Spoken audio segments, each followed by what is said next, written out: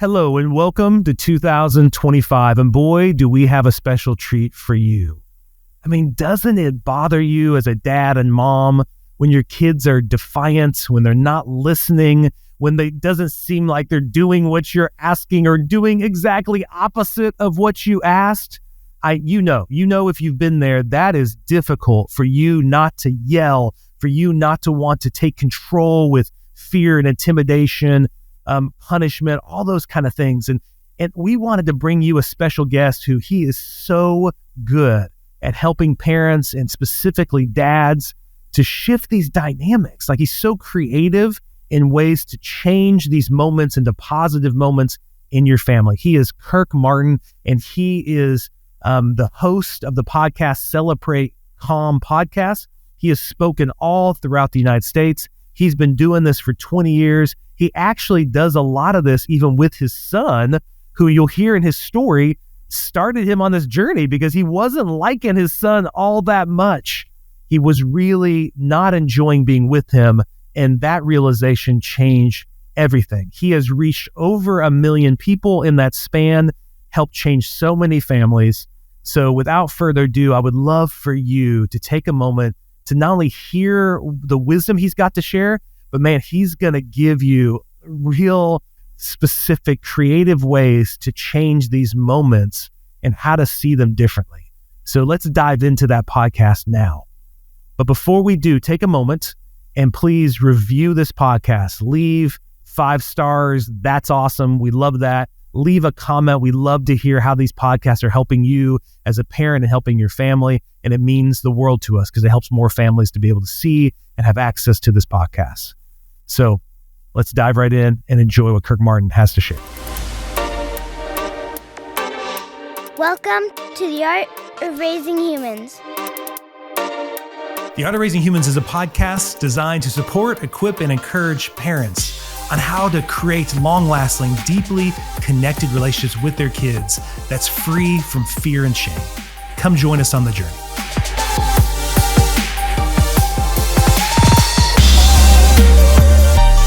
Hello and welcome to the Art of Raising Humans. I'm Kyle. Hi there, I'm Sarah. And Sarah, I am so excited today about introducing our audience to somebody who has been very influential in my life personally, but are also our family. Yes, right? Very grateful for this. And before I introduce you, this guy, this was about 12 years ago. I was still stuck in this old mentality of I'm going to need to control my kids. My asset as a father is how loud and scary I can be, not because I like to, but because I have to, right? Like I had this mentality and I was hearing about all this other kind of parenting. Sarah, you were kind of like telling me about this, of like how we don't need to yell at our kids. And I was like, oh my gosh. I couldn't hear it. That sounds I couldn't, yeah. It sounds like something, women are trying to make me into like this like soft wussy guy. I'm not going to do it. But the problem was, Sarah, I just had no imagination for it. Yeah. I had never seen a dad who didn't use that as a tool, And then I got introduced to who we're going to introduce you today. His name is Kirk Martin, and he has a whole business called Celebrate Calm. And I remember the day that a parent came in and said, Kyle, you should listen to these CDs. I went to this speaking thing. He spoke at my church or, at some event I went to, and I think you're going to love it. And I remember kind of being like, oh, okay, I'll give it a try. But as I began to listen to it, I began to hear Kirk's heart, and I began to all of a sudden have my mind, like my imagination was like, this could actually be something guys do. Yeah. And so dads can do this. Yeah. So without further ado, I want to say, welcome, Kirk Martin. Kyle, Sarah, this is awesome. I didn't even know that was your story. I didn't know that you were like a rigid jerk like I was, who didn't listen to his wife, who listened to other people. And then our wives are like, yeah, kind of been telling you that for 10 years. Oh yeah, that's really the story of my life in many areas, not just parenting, Kirk, but probably about eating healthier, these kind of areas. Well, being a man, Kyle. It's called being a man. This is just what we do. Well, and so Kirk, we are so excited to have our audience meet you because one of the things that was so, and I tell this all the time to clients, Kirk, when I'm talking specifically to dads, I'll be like, you know what? There's this guy And he has this fantastic story about how he used to be just like you and me, man. He used to be just like you and me. But then a moment changed him and transformed him. And so I'd love for you to kind of just share with our audience, how did you get here? I mean, you've been doing this now for 20 years, 20 plus years, right? And talking all around the country, to churches, to schools. And so kind of where did this all start? So it started with my dad. So I was, career military dad, my way or the highway, fear and intimidation approach. And so, you know how it is, you just grow up and then you have kids and then you're like, what are we going to do with this kid? Yeah. And our son, Casey, is very strong-willed. We always say came out of the womb with boxing gloves on. And so I was like, well, he's not going to boss me around. I'll show him. You just kind of do what your dad or your parents did.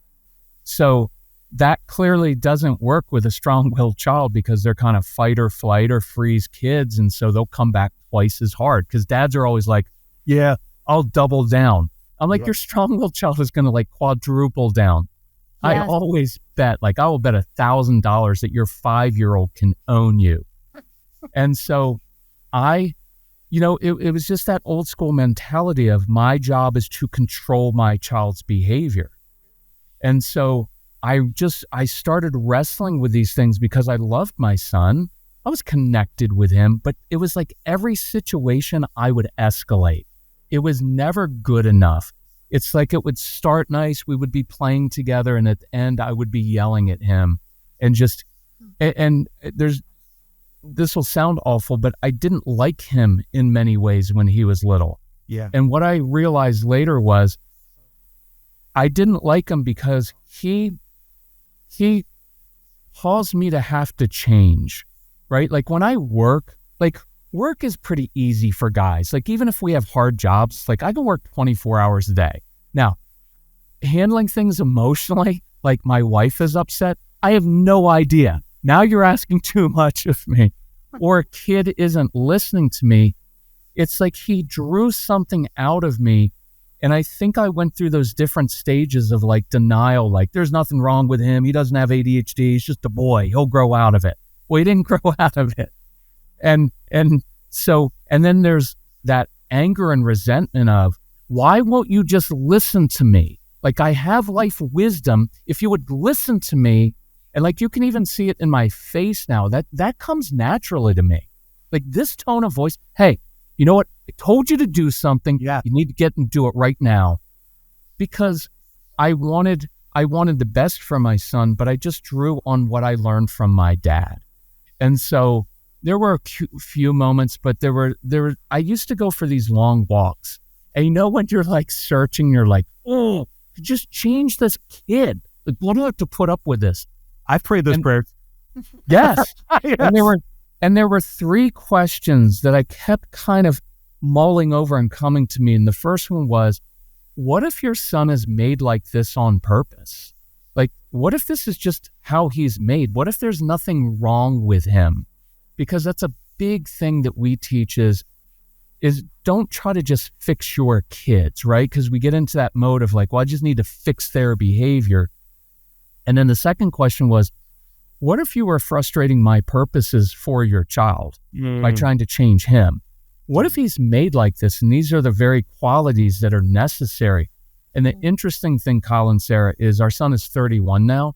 Yeah. And he works with us, but he also has a job outside of our business. I watch all of these qualities that used to irritate me when he was a kid are the very qualities now that make other adults respect him and get him promoted, right? Wow. That strong will, that take charge. He's a leader. He's not afraid to speak up. We don't like that in kids because you know what the funny part with strong-willed kids is they speak up and usually they're right. And that irritates, right? It's like, I'm the adult. You need to listen to me. And they have no fear. And so Casey can walk into a situation. I always, he's kind of in an industry where there's a lot of conflict that happens in customer service. And I always joke that Casey is so good at handling conflict because he created so much when he was a kid, right? And he didn't. It was my own issues. So then the third question was, what if instead of trying to change your son, you're the one who needs to change. And I, as a good guy, blocked that out for months and months. I was like, that can't be it. It's not me.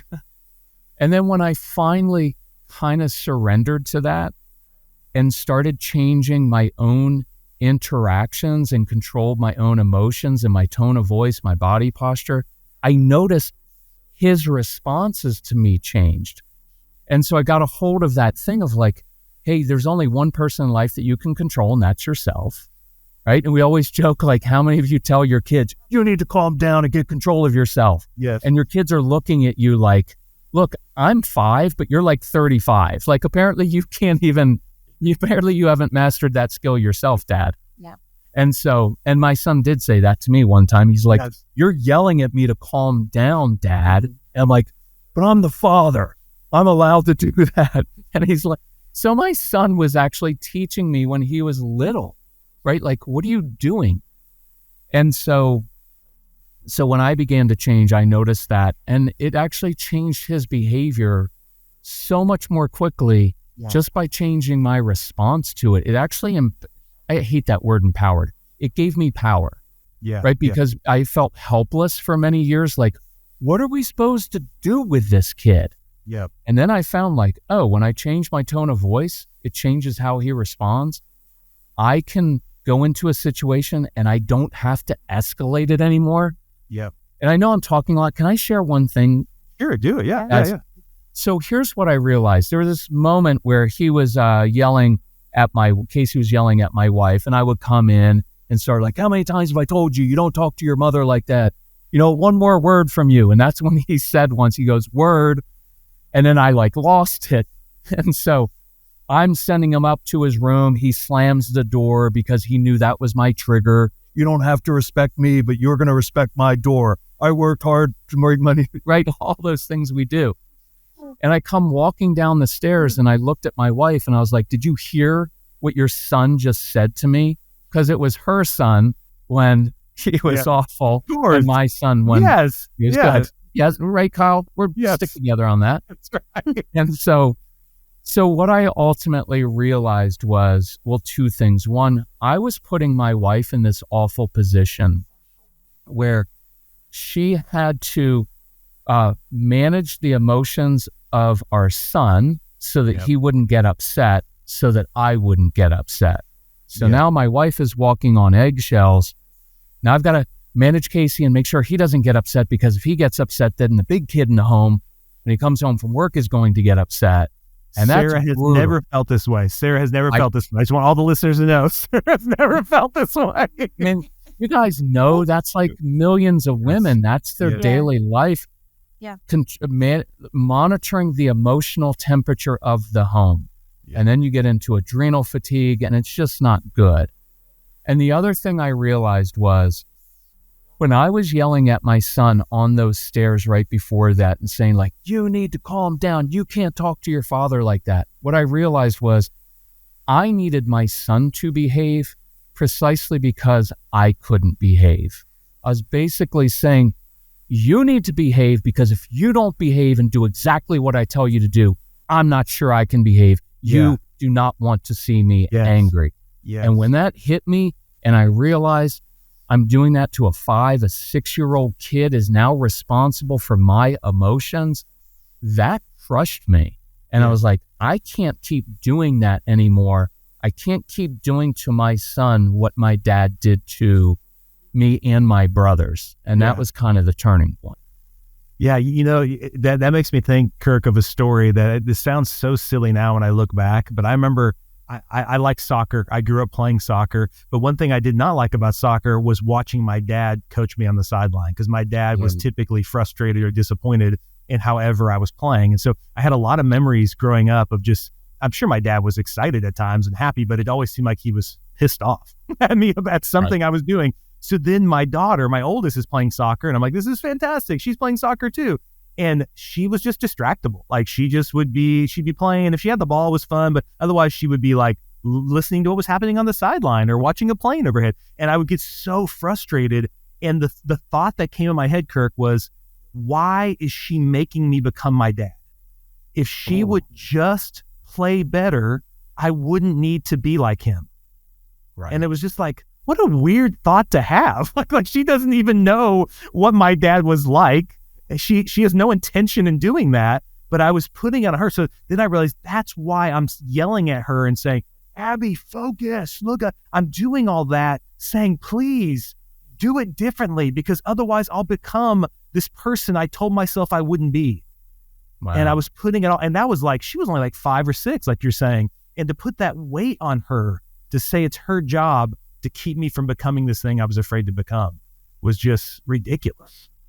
Yeah. You know what? I wouldn't even say, so I'd say that's not ridiculous. I'd say that's very normal. Yeah. Right? That's the natural, that's what happens. Yeah. And that's partly, I think, why we have kids, is that we think we're raising kids, but I think they're kind of growing us up, especially when you have, strong-willed kid, or like you said, your daughter is kind of like, that was Casey. He was a goalie because I was a goalie, and he's turning around, like watching other people play. I'm like, keep your eyes focused on, right? I'm like, it just didn't work. And there's something interesting.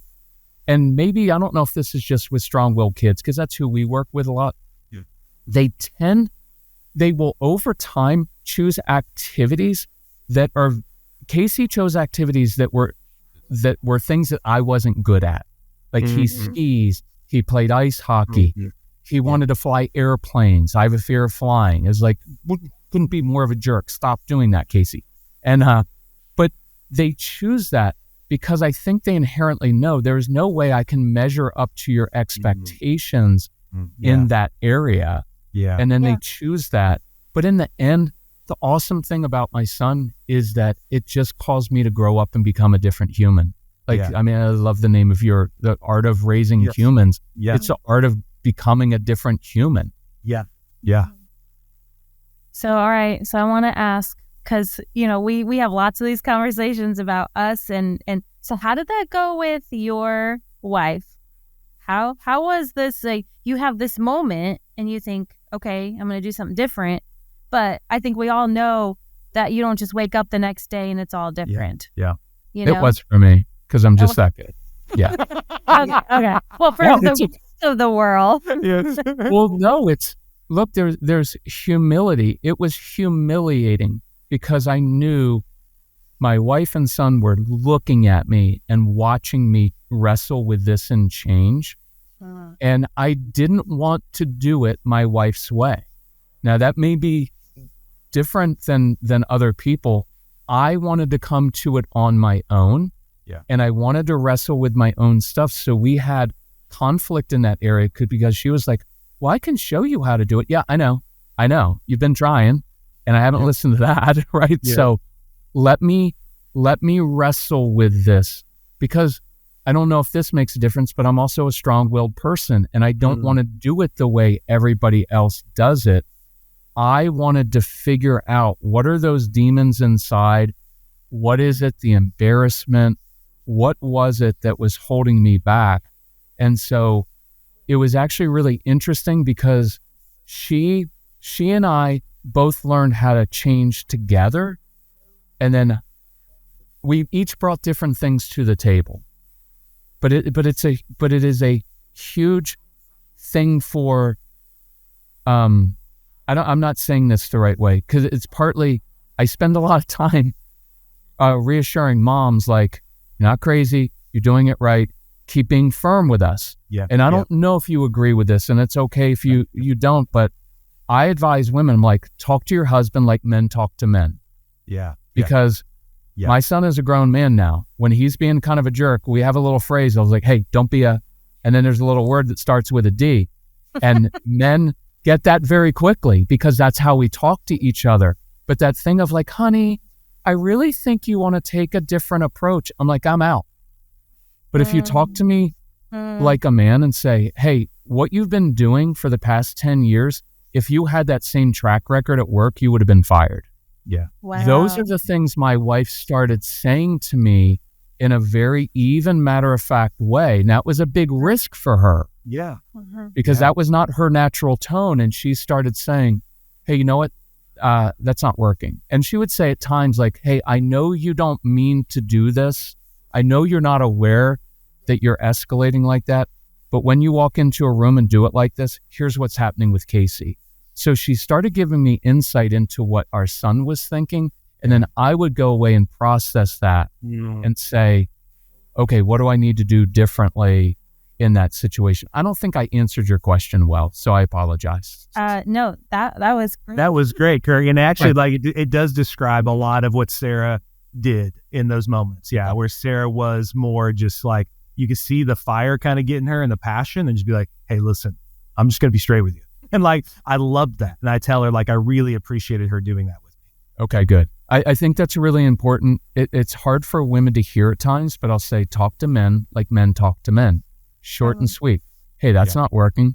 But not a lot of like, not constant criticism. Yeah. But sometimes even like, hey, one thing I like to do with wives who are working with their husbands is, let's pick two common situations. You come home from work and there are Legos all over the floor. Yeah. Here's what we typically do, because we work with a lot of engineers, project managers, and they're all like not very good with emotions and human relationships, which is a struggle. But it's like you flow chart. Like when I come in, typically what you do, honey, is you come in and you start yelling. That creates a defensive response. It escalates. So can we practice this week for the next 3 nights? You come in and instead you compliment our child. You come in and say something and get on the floor with the Legos and let's see how that goes. And so when I would start doing those things, I was like, oh, this works better. When I sit on the floor with my young son, or I'm not big into eye contact with kids when they're really upset, because I think there's a lot of shame going on. Yeah, sure. So when our son was older, it was, hey, Case, I'm kind of hungry. You want to go grab a couple tacos? And he was always hungry. So that was a great, like, that's a very practical thing. Do you have to come in and have like I couldn't have like deep talks with my son at first, right? Like, I'm not a therapist. I didn't know how to, like, you guys are professionals, so you studied this, but I'm just like a dad. So I was like, hey, Case, you want to get a couple tacos? And then we wouldn't even talk, but we were in the car together and we were eating tacos, and it was building that relationship and that trust in very practical ways. And I could still be a guy. And I didn't have to, no offense, but I didn't have to talk like a female therapist to my son. And then we just started having great conversations like that. So good. And that's what I've always loved, Kirk. One of the biggest things that I got from the stuff I listened to when I first was introduced to you was just the creativity. Like, you were so creative in ways to, the focus was to be calmer and not reactive, and to be able to get yourself into this space to where you could actually work on the conflict and resolve it without being explosive. And so I remember even just simple ones, how you would joke about how it's hard to be angry in a recliner. So like how you would purposely have conversations. I would sit down, then I was just like, that's brilliant, because that's like physiologically you're relaxing yourself and telling you, if it was an emergency, you wouldn't be reclining in a lazy boy, you'd be up like standing, and yet these physical things. So I would love for you to speak. How did you come to that? Because I really thought that was interesting, that you were even saying things like, instead of yelling at your kid on the sideline, maybe you get down, you do some push-ups for a second, and you like retrain. There was like all these kind of fun, like, and so I use that a lot with dads to just like, is there another way you could have handled this? And they'll be like, no, that was the only way. I'm like, well, what if you got on the ground, started doing sit-ups? What if you just ran around the house a few times outside and looked like an idiot? I bet that would change it. And they'd be like, well, I didn't think of doing that. I know, because you're not expanding your imagination. So how did you come to that? And what are some common things you encourage dads to do when they are escalating to help them, So I'd say body posture, huge, because we all walk in like this, because that's what we learned, right? That's intimidating. And so the sitting down thing, you're right. It's almost impossible to yell at someone when you're sitting. It just feels stupid, right? Like, if I'm standing, I want to point, and I want to be like, I want to yell at you right now, Kyle. Right? You can even see it like in this thing. But when I'm sitting down, it changes my tone of voice. Oh, here's a good one for guys. Talk to your kids like you talk to your colleagues at work. Now, this doesn't mean becoming friends with your kids, because I know, Kyle, we get those comments. Oh, you're just friends with your kids, and that's why your kids are soft. No. But at the office, when things are going wrong at the office, you don't walk around throwing your arms up in the air. You know what? Sales are down. You're probably going to be fired, right? Like, I mean, if you do, you're a horrible boss. Yes. But what you do is you say, hey, we've got an issue here. Sales are down. Or, hey, colleague or employee, that presentation, that project you worked on, not up to expectations. I've seen you do good job before, so why don't you come in my office and we'll brainstorm different ways to handle it. So that's what I do with one of our famous ones with Casey was when he was coming at me with tone. And it used to be like, you're not going to talk to me like that, young man. You got to shut it down, man. Yeah. Well, I get this all the time. Well, I'll shut that down. Yeah, exactly. Like, okay, you shut it down, and now you're going to raise a son who grows up and has a very unsatisfied wife because you can't connect emotionally. Yes. And you just shut down emotions, and then in kids, they will either internalize that. Yeah. Right? You guys know this. Yep. They'll boys especially will internalize that anger, and they're going to be like, just wait till I'm a teenager. Yep. And then I will unleash this. And so in that moment one time, I stepped back and I just said, hey, Case, I've heard this tone before. And usually when I hear that tone, it tells me you're anxious, you're frustrated, or you're hungry. Mm-hmm. And so I was identifying, hey, I know what's going on. Something's going on right here. Yep. So two options. You can continue to talk to me like that if you want. It just never ends well for you. There's just no energy in that, right? It doesn't have to be like, you keep talking to your father like that. With strong-willed kids, they want to do it even more. Yep. Because that brain stimulation and that intensity that they're getting is connection to a lot of kids. Yeah. Because my dad doesn't talk to me except when I give him attitude. Then the phone's down and he's up in my face. Yeah. Well, to a child, that intensity, especially kids who have been adopted or in foster care and trauma, intensity equals connection, because at least you care enough about me right now to yell at me. That's good. And not ignore me like my dad did. And so I identify, here are three things going on. Here's an option. But if you want to grab some chips, I'll grab some salsa. I'll meet you out on the deck.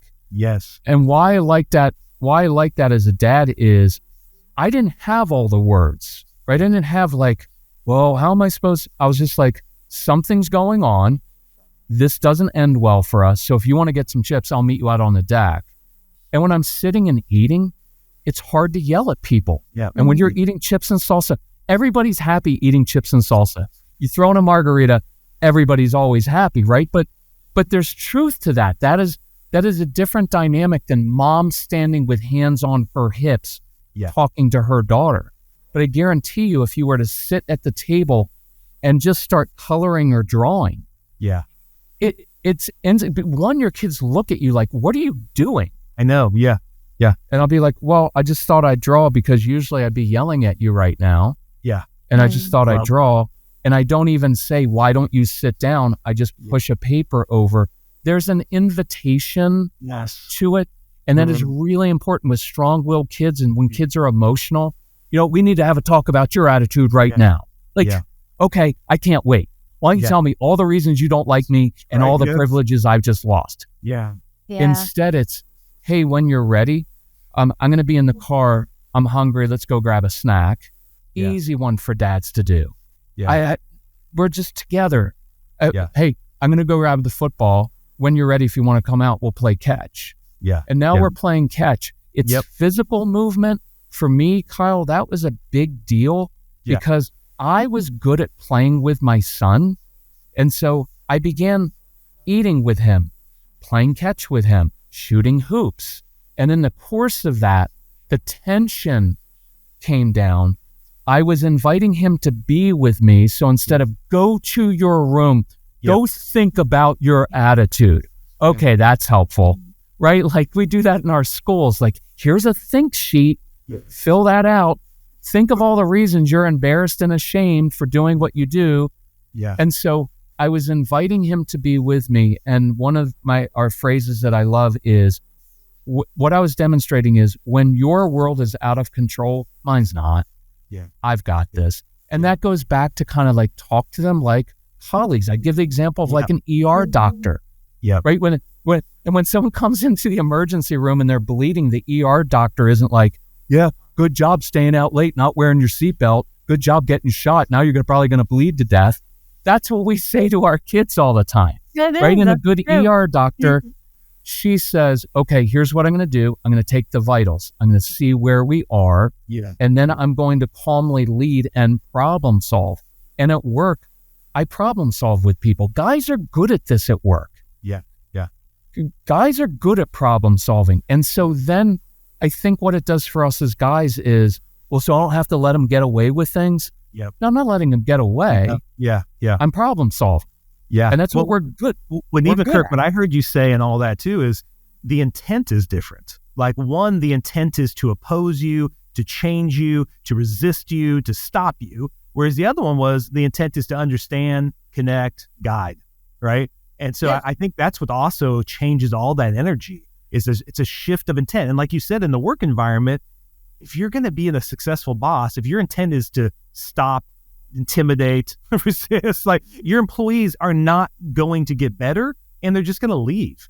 So if you want to retain employees, you want to help them get better, you specifically at work in those environments. And I love how you use that example. And I know you coming from that kind of, that kind of situation, like a lot of dads are, is it's easier there to see it because you've seen that model. You've seen some bosses do that. And I think they'll go, why can't I do it at home? Well, because you just haven't seen it. You've never seen anybody do that, it's right? Like we walk through the door of our home and something changes. Yes, because the only way my brain knows this situation is intimidation, and I react. Yeah, demanding and reacting, yeah. Here's one quick one for guys who like football. Yeah. Who's the quarterback you want? Right? You want the quarterback coming in at the end of the game. You know what? We're down by 2 touchdowns. You don't know what route to run. You keep fumbling the ball. Let's go score. Nobody's following that guy. I mean, you want Patrick Mahomes. Guys, we're down by 2 touchdowns in the Super Bowl. I know. We've got it. Yeah. And they follow. And guys naturally want to lead their kids. Yeah.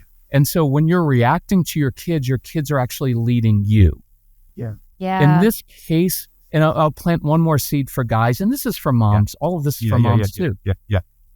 Kids, I know this will make it sound soft. They're just doing the kid thing for the first time. Yeah. Right? Yeah. Like a 4-year-old every day wakes up and everything's new. It's like, it's not like they've done 4 before. And guys are always like, well, when's he going to learn self-discipline? I'm like, what's the job description for a toddler? It's to make messes, be curious, and get into things and ruin your agenda. Right? A teenager, they're doing this for the first time. Yeah. They don't, all of a sudden I have testosterone or all kinds of hormones flooding through my body. And I always, when I work with guys, I was like, you were a dopey 14-year-old also. Yep. You didn't have your stuff together. If we had easy access to all the things boys and kids have now, we would have ruined our lives, right? Yeah. So it helps take some of the pressure off to say, I'm going to come along and I'm just going to guide this kid. And as it's turned out with Casey, he's a grown man now. He's like, Dad, I don't remember any of your lectures. All I remember is we ate a lot of tacos together and we had the best and chips and salsa. And he said, I don't remember your lectures. All I really remember is I saw you change because I knew your dad and his grandpa, my dad, was not that awesome with him. And he said, I knew what you came from. And so I'd encourage moms and dads, well, but aren't our kids going to see us as, they're going to see you change, like right in front of them. And they're going to be like, my dad went from being hyper reactive to being in control of himself. Like that's the best modeling you could do. That's your lecture right there is how you live it out. So that's good. That's right. No, I love that, man. And as a kid, it is so encouraging to see that, to go, mom and dad don't think they're perfect and don't believe they need to be. They actually can grow into. I know, Kirk, I'm sure you've had this happen. I think some of my best memories with our kids, unfortunately, it's not, I'm proud of messing up. I'm not proud of losing it and getting mad at my kids, but actually those conversations afterwards, those have been the transformational moments for me as a dad, because I never really had those conversations. Those conversations didn't happen in my home. if there was a blow up or my parents did something that I'm like, why did you do that? We didn't get to talk about it afterwards. You just sat and be like, okay, I guess I just need to accept that. I guess I just need to be okay with that. That never got talked. Yeah, never got. And so getting to talk in the car on the drive back, or just even in their rooms at night about what happened, and the advice they'll have from me of like, Dad, why didn't you just do this? And it's always so good. And that actually, I hope for all the parents that are hearing this, when you do it young, like Kirk's talking about at that 4-year-old age, then the teenage years are awesome. Then the teenage years were fantastic. Yeah, are so sweet, because then by then you've practiced how to be open and receptive to each other. The intent is to communicate and understand one another. It isn't to control and change and resist. And so when they're actually bigger people, when they really could resist you and it could be problematic, you've already done a different dance for 10 years up to that point.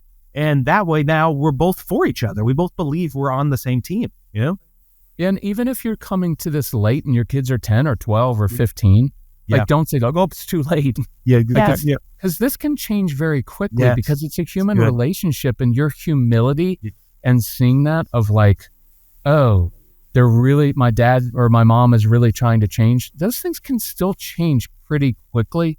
There'll be some leftover stuff, but then you're working on it together. And I think one of the reasons, like we work a lot with strong-willed kids, that bond between a parent and a really challenging child can oftentimes be very, very intense and close, because Casey and I fought each other. I mean, we still trigger each other on purpose, right? Because it's fun to see who, it's funny.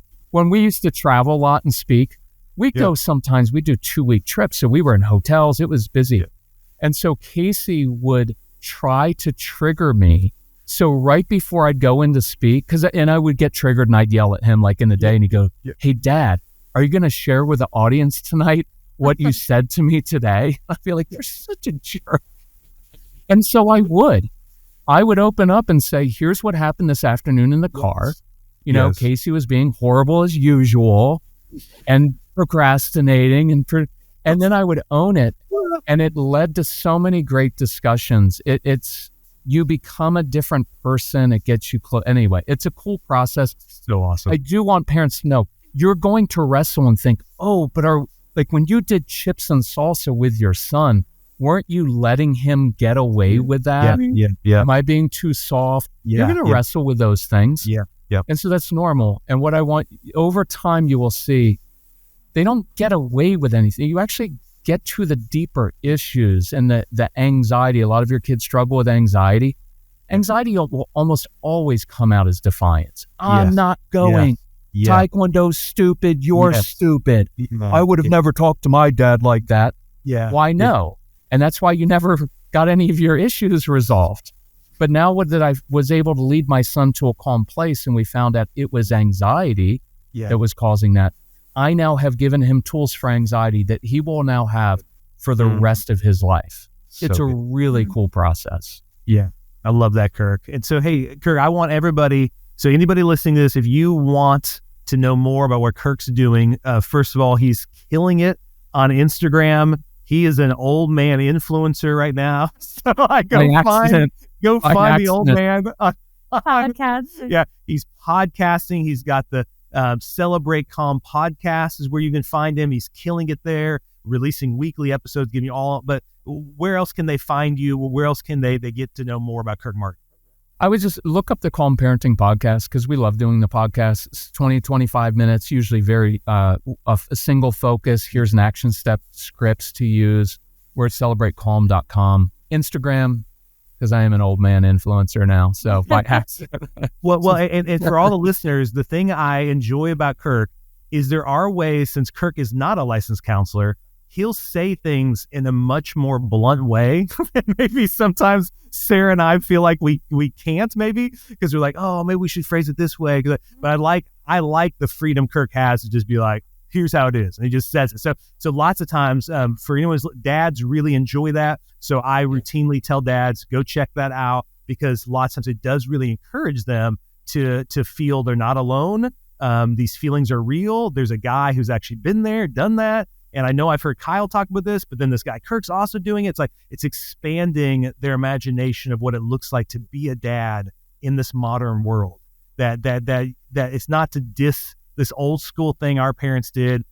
But it's like saying, like, let's get a cell phone instead of staying on the rotary. Like, let's move forward and like actually grow. And actually, it's what our parents wanted.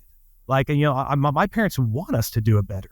They're not sitting back saying, do it just like me. They're saying, good for you. You guys got some coaching from experts. You guys read some books. You learned things.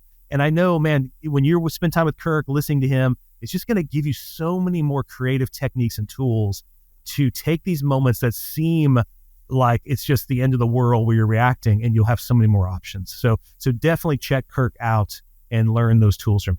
Okay. So Kirk, I want to say thank you for being on here. We could have done another hour or something, like just chatting about this. And I love hearing your authenticity and your vulnerability. So thank you for taking the time. Guys, you're doing awesome work. Thank you for doing it. It's really powerful to see you doing it together. And we all know that Sarah's just like my wife is the brains behind it all. So she's the secret sauce. Sure, right? Yeah, no, we routinely would have people email us or send friends, but hey, Kyle, I like what you're saying, but I really just listen for what Sarah's going to say on the thing. So I'd be like, I do the podcast alone, so I don't have to hear that. That's right. No. Well, good. Well, we're so thankful for having you on, and we may have you on again if Kirk's open to it. So just put that in there. We may want you to come on again and give even more great wisdom. Okay. Yeah, would love that. Hey, I appreciate you guys. Yeah. Have a wonderful day. The Art of Raising Humans podcast should not be considered or used as counseling, but for educational purposes only.